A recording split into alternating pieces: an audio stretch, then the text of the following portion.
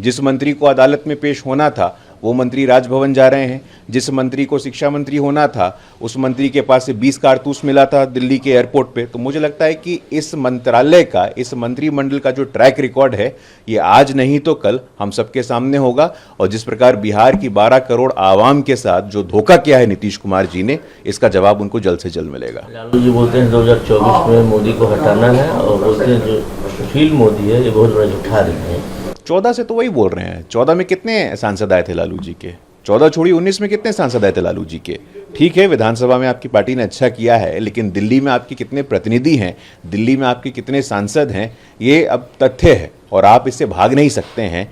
एक जाति की पार्टी, एक परिवार की पार्टी, आपके मंत्रिमंडल में पता चल गया। आप कहते थे कि A to Z की पार्टी है, लेकिन 40% एक जाति, एक समुदाय, एक परिवार। हम तो ये कहते हैं, आप जाति जनगणना की बात करते थे और जाति जनगणना के पीछे आपका मंशा क्या था कि जिन जातियों को सम्मान नहीं मिला है, जिन जातियों को प्रतिनिधित्व नहीं मिला, हम उनको देंगे। और जब समय मिला सत्ता में साझेदारी करने का तो आपने किसको हिस्सा दिया? एक ही परिवार को, एक ही जाति को। राज्यसभा जाएंगी तो आपकी बहन जाएंगी, उप मुख्यमंत्री बनेंगे तो आप स्वयं बनेंगे, मंत्री बनाना होगा तो भाई को बनाएंगे, संगठन में राष्ट्रीय अध्यक्ष स्वयं रहेंगे। एक परिवार, एक जाति के आगे आपको कुछ दिखता नहीं है। तो सामाजिक न्याय और जातिगत जनगणना की बात करना यह आपके मुंह से शोभा नहीं देता है। प्रशांत किशोर एक समय सीएम के साथ थे, जेडीयू के साथ थे, लेकिन आज वो बोल रहे हैं कि अगर 5 से 10 लाख नौकरी दे देते हैं तो मैं जन स्वराज चला रहा हूँ उसको मैं बंद। अरे ख्याली पुलाव है। देखिए नीतीश जी, अब सोशल मीडिया का ज़माना है। ये सोशल मीडिया के ज़माने में आप सत्य से बहुत दूर तक, बहुत देर तक भाग नहीं सकते हैं। आपने ही कहा था कि नौकरी का पैसा कहाँ से आएगा, ये उनके शब्द थे, मेरे शब्द नहीं है।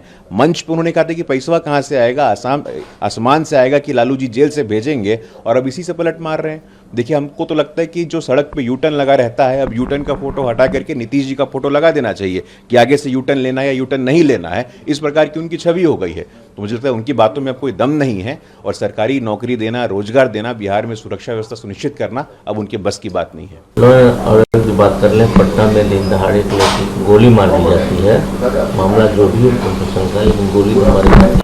अब बिल्कुल देखिए, कानून तोड़ने वाले को कानून मंत्री बनाइएगा, अशिक्षा फैलाने वाले को शिक्षा मंत्री बनाइएगा, तो स्वाभाविक है यही होगा ना। बल मिलेगा बाहुबलियों को, बाहुबलियों की सरकार, बाहुबलियों का मंत्रिमंडल, और लॉ एंड ऑर्डर इनके एजेंडा में कहीं नहीं आता है पुनः।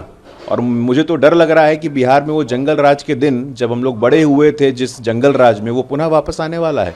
पिछले 3-4 दिनों में पटना में आप वातावरण देखिए ना, सड़कों पे जिस प्रकार का तांडव मचा हुआ है। अभी सिपारा में पता चला कि एक हत्या हो गई है। तो लगातार लॉ एंड ऑर्डर में बिहार का ग्राफ नीचे गिर रहा है और ये निश्चित रूप से एक चिंता का विषय है।